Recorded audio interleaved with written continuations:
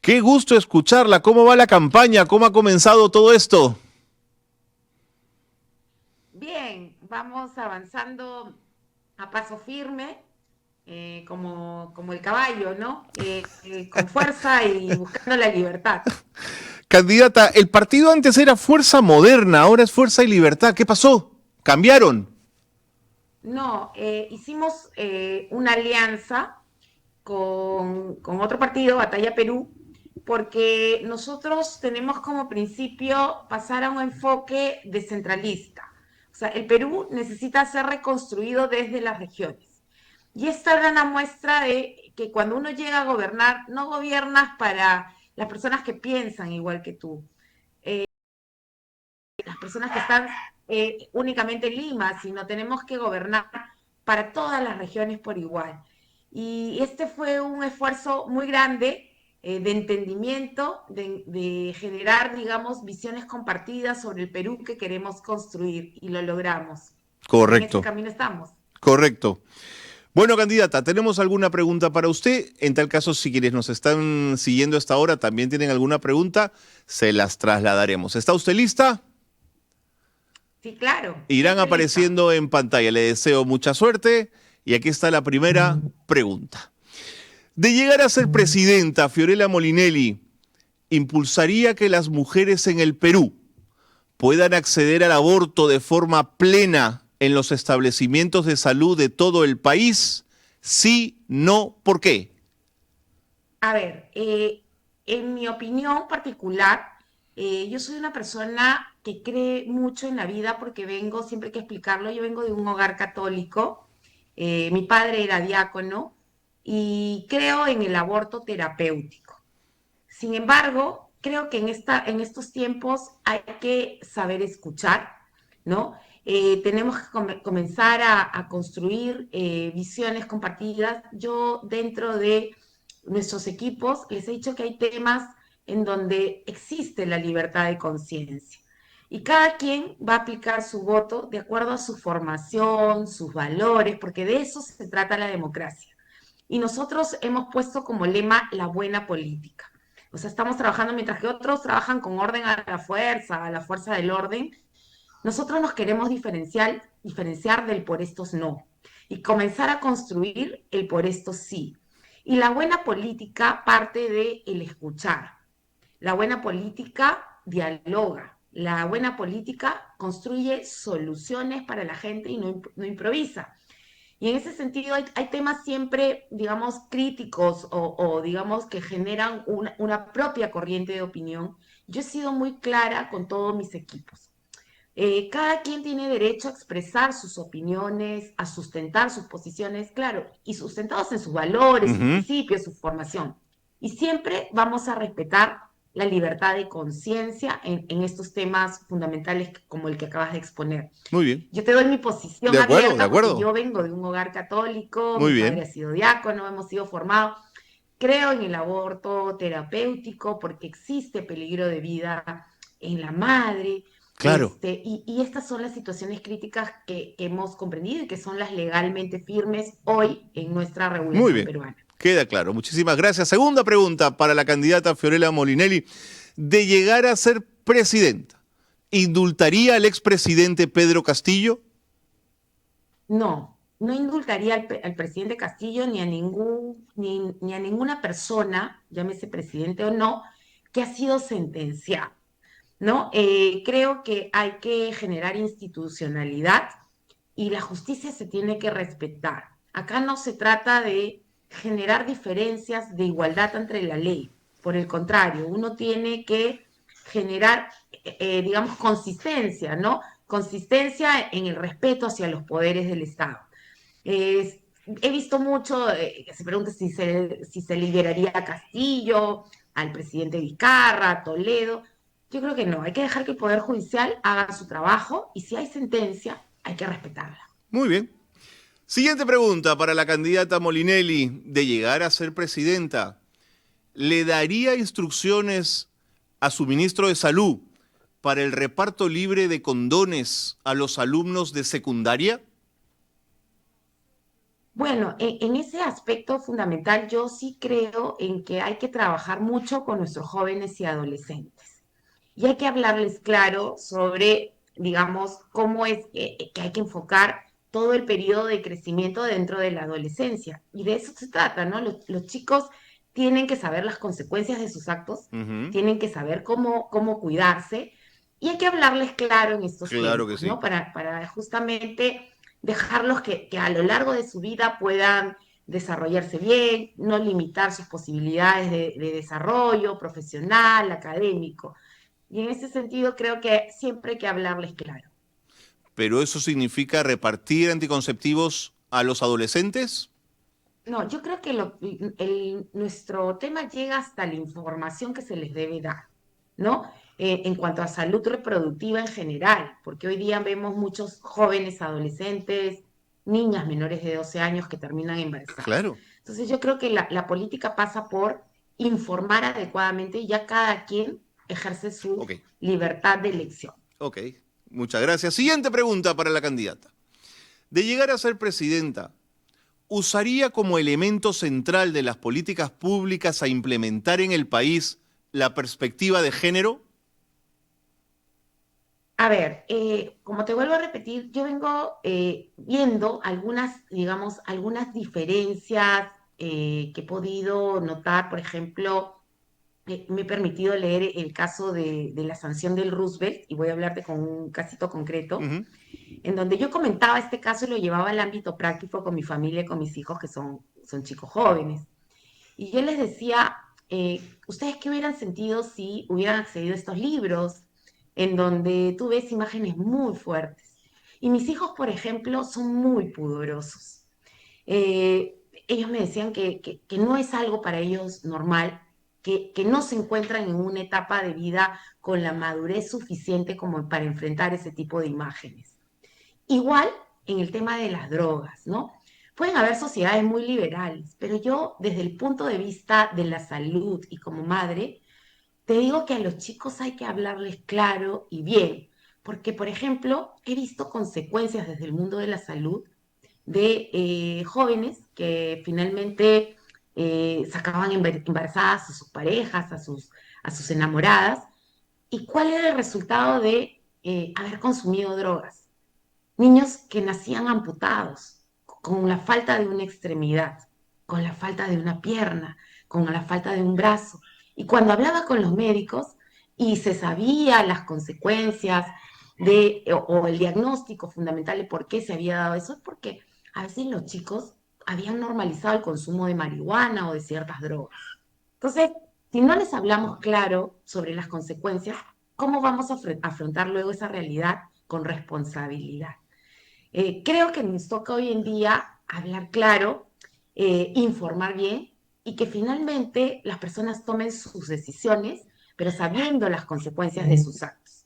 Y hasta allí llega mi razonamiento en el ámbito de cómo opino como mujer, como madre de familia que siente, que tiene hijos.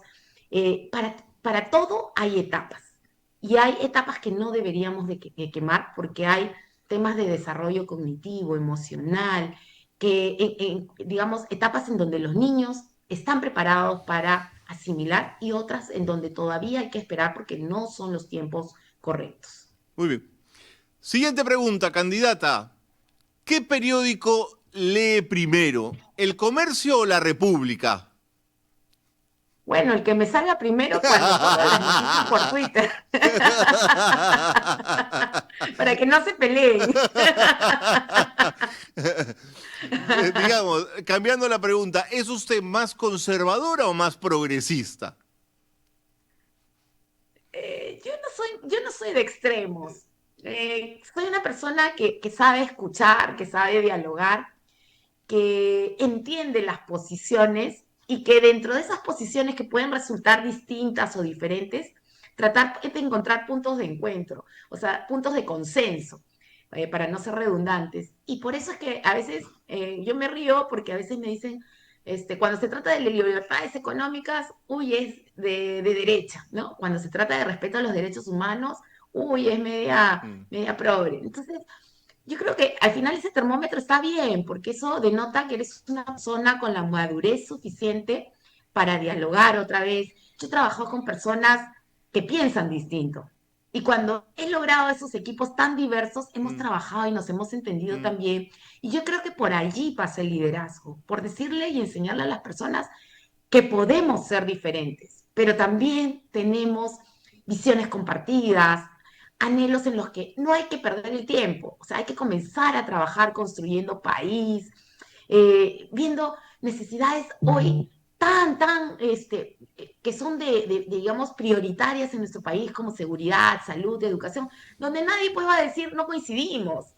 Y entonces ahí es donde uno ejerce el liderazgo, la motivación, el espíritu del trabajo en equipo, y creo que he tratado de hacerlo desde todos los espacios donde he estado, ok, sin diferenciar y teniendo personas que opinan distinto, pero que además a mí me enriquece, porque de hay que acuerdo. escuchar de todos lados. De acuerdo. Siguiente pregunta para la candidata Molinelli. De llegar a ser presidenta, ¿pedirías perdón a nombre del Estado peruano por las masacres de Juliaca y Ayacucho cometidas en el gobierno de Boluarte? No solamente pediría perdón, sino que me pondría a actuar de inmediato. ¿Y qué es actuar de inmediato? Desde el primer día establecería una comisión del más alto nivel blindada, una comisión que además tenga la asesoría internacional para garantizar la independencia en la investigación de las muertes de Mm, nuestros hermanos del sur. Ese es mi compromiso y lo he dicho públicamente. No puede haber impunidad. mm, No podemos dejar que este Congreso, que ha actuado con tanta parcialidad, generando leyes de amnistía, para generar blindajes a militares y policías, porque así como hay buenas personas, también hay mm. personas que se han excedido. La policía se ha vuelto represiva en algunas situaciones y circunstancias, y creo que allí es donde toca que la verdad aparezca. Y si se necesita la garantía de la independencia de una comisión autónoma, de una comisión que además esté blindada en el ámbito del derecho, de los derechos humanos, con asesoría internacional, que garantice llegar a la verdad, lo voy a hacer desde el primer día de mi gestión. Ese es mi compromiso, porque esa es la mejor forma de resarcir el dolor por el que han pasado nuestros hermanos del sur. Y a eso me voy a abocar, porque nuestro país no va a encontrar reconciliación si no encontramos la verdad. Fiorella, me dicen por interno que hay un comentario que quiero compartir con usted. Viene de Quique, que le dice, ¿algún día habrá justicia? Justamente lo que usted comentaba, ¿no? Para los 50 peruanos asesinados por las Fuerzas Armadas y las fuerzas policiales. Con un gobierno de Fiorella Molinelli, definitivamente sí. Y no solamente por las comisiones de alto nivel, sino dotaríamos de presupuesto, nos reuniríamos con las altas autoridades del Poder Judicial para que contraten a magistrados independientes, autónomos, dotados de todo el equipamiento forense, Mm, de todas las herramientas tecnológicas para poder cumplir con esta misión. Aquí no tiene que haber mezquindad, tiene que haber, si queremos reconstruir a nuestro país mm, desde adentro, tiene que haber compromiso y garantía de hacer un trabajo serio, de hacer un trabajo en equipo, porque los poderes del Estado también pueden colaborar en esto y el Ejecutivo no resuelve el tema judicial, pero sí puede resolver ayudando a generar jueces titulares, no provisionales que se manipulan y se cambian a gusto del cliente, dotando del presupuesto para la tecnología necesaria que necesita el Poder Judicial, si tienen que abrir una esfera particular en el ámbito de los derechos humanos para atención de nuestros hermanos del sur, lo vamos a hacer porque eso es esa gestión. Nosotros tenemos que facilitar las cosas para el correcto, esclarecimiento de la verdad. correcto. Otra pregunta que llega a través del chat del canal digital de la República, candidata, le preguntan, María Luisa, ¿cuál es la propuesta de la candidata en el sector educación respecto a las becas, SUNEDU, la currícula escolar, las brechas de educación en provincias? Son varios temas, elija uno, candidata. Sí, a ver, en el tema de educación, Me parece muy importante porque este es un país que gasta muy poquito en educación en comparación a los países de la región. O sea, si vemos, nuestro país está gastando por debajo del 6%, mientras que la región gasta más del 6%, los países, respecto a su PBI en el tema educativo. Y aquí tenemos que ser claros. No podemos seguir teniendo colegios sin agua, Mm, sin desagüe, sin conectividad. No podemos tener aulas saturadas porque hay carencia de infraestructura, carencia de recurso humano, docentes mal distribuidos, sin meritocracia, sin capacitación. Hay concentración de repente de docentes en algunas zonas urbanas y falta de docentes en zonas rurales, ¿no? No podemos seguir manteniendo esa brecha de infraestructura educativa que nos está matando. Y en el tema de educación también necesitamos que exista una medición sensata, no solamente de asistencia, sino de esa retención de los conocimientos matemáticos, digamos, de las diferentes áreas de aprendizaje de nuestros niños. O sea, no hay una medición sensata. Y eso también parte de enfocarnos en una buena alimentación para nuestros niños, mm, porque hemos visto el fracaso de Jaliwarma, Guasimicuna, programa de alimentación escolar. Eso en cuanto a la educación primaria. En cuanto a la educación técnica y superior, hay que enfocarnos de manera estratégica a aquellos sectores, o sea, educar a los jóvenes en aquellos sectores que están conectados con nuestros mercados locales, o sea, donde van a encontrar trabajo. Porque si no conectamos eso, luego no generamos que la demanda se corresponda con la oferta entiendo, entiendo. educativa. Mm, Y ahí comienza todo el gran reto de cómo impulsamos el tema de las becas. Por ejemplo, las becas están muy enfocadas en universidades de Lima, cuando deberíamos también fortalecer la capacidad en las regiones. Nos quejamos de la descentralización fallida, pero ¿qué hemos hecho por poner más becas presidente o más becas 18 en el ámbito de los jóvenes que luego pueden pasar a trabajar a los municipios, correcto. que pueden pasar a trabajar a las universidades? Y la SUNEDU, por supuesto, aquí hay que hacer una revisión total porque el blindaje desde el Congreso ha Ha sido sido una vergüenza. tremendo, Sí. porque, claro, están todos los dueños de universidades ahí. Mm, Y se ha visto, digamos, el poder desde el poder tratando de proteger los vínculos que tienen económicos, los mm, vínculos con el sector educativo, para lograr sus intereses particulares, descuidando la de calidad acuerdo. educativa. Muy bien. Candidata, hay más preguntas para usted. De llegar a ser presidenta, ¿endurecerías las condiciones para la permanencia de inmigrantes venezolanos en nuestro país? A ver, justamente creo que uno de los temas en los que hemos fracasado ha sido la ausencia de un buen control migratorio, ¿no? Y claro, podemos encontrar responsabilidades y culpas, podemos decir que en la época del 2016 se abrió digamos, como un tema de ayuda humanitaria, se facilitó la migración venezolana, pero también es responsabilidad nuestra no haber hecho nada durante todos estos años. Ujú. Y aquí pasa por, digamos, no dejar que el Perú, por ejemplo, se vuelva patio trasero de nuestros países limítrofes. Hace poquito ganó Kast y dijo, voy a expulsar a los Mm, ilegales venezolanos. ¿Y eso qué significa? Que entrarían por Perú. Entonces aquí Perú tiene que ser muy firme. ¿Qué tenemos que hacer? Mejorar nuestro control fronterizo con presencia de militares. Hoy hay policías. Los policías deben estar en las calles, en las zonas rojas, y los militares son los que ejercen la defensa nacional, la defensa del territorio. Eso acompañado con un Estado que ponga tecnología para filtrarlos bien, para encontrar la trazabilidad respecto a si han pasado por un buen control migratorio, si están viniendo ilegales, si están pagando coimas en las fronteras. Tiene que haber de inmediato una articulación binacional entre las cancillerías. ¿Para sin qué? duda. Para trabajar corredores humanitarios, Mm, porque no pueden depositarnos a las personas que expulsan de sus países al nuestro. ¿Podemos trabajar de la mano? Sí, con corredores humanitarios. Y finalmente, un tema para mí que es prioritario es la presencia real del Estado con hospitales, postas médicas, mm, educación, conectividad en las zonas fronterizas, porque también es cierto que allí no hay presencia real del Estado. O sea, buen la punto. presencia militar no, es presencia del Estado, pero no es presencia real. La presencia real se logra cuando construimos postas, cuando construimos escuelas, cuando construimos conectividad y tenemos presencia real solucionándole la vida a la gente. Interesante. Entonces, hay que ser objetivos en todo este manejo del control migratorio. De acuerdo, interesante.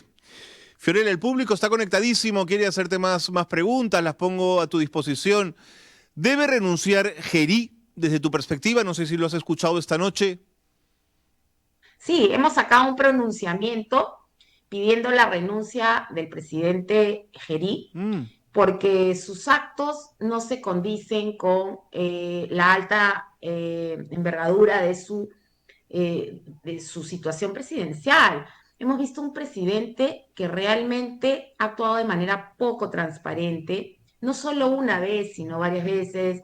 En la primera en el restaurante, el famoso Chifagate, luego la visita que ha salido en el negocio comercial de la misma persona, visitas de empresarios chinos que están con prisión domiciliaria visitando Palacio, y esto ya denota un modus operandi mm. de lobbies, de irregularidades, por decirlo de una manera suave, que no corresponden a la presidencia. Si tú me dices, y la inestabilidad, la inestabilidad es el pretexto que está usando el Congreso Mm. para proteger la corrupción, porque aquí es donde se activa el toma y daca.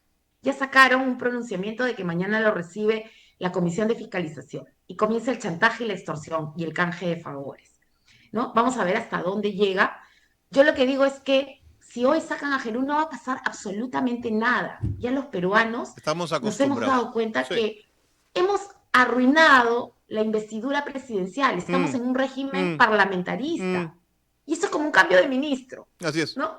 Que siga el siguiente congresista. Entonces, para Fuerza y Porque Libertad debe ellos son renunciar los que están Gerí. manejando todo el control del territorio nacional, de Eh, las políticas públicas y de todo el país. Fiorella, Y entonces para entonces, Fuerza y frente a ese Libertad mal ejemplo, sí se debe debe ir. renunciar Gerí. Claro, debe renunciar Ok, de inmediato. ok. Muy bien, más Además, hoy día han preguntas. anunciado más perlas, o sea que mañana habrá más noticias. Valerie te pregunta, ¿qué pasó realmente en Salud cuando usted fue presidenta?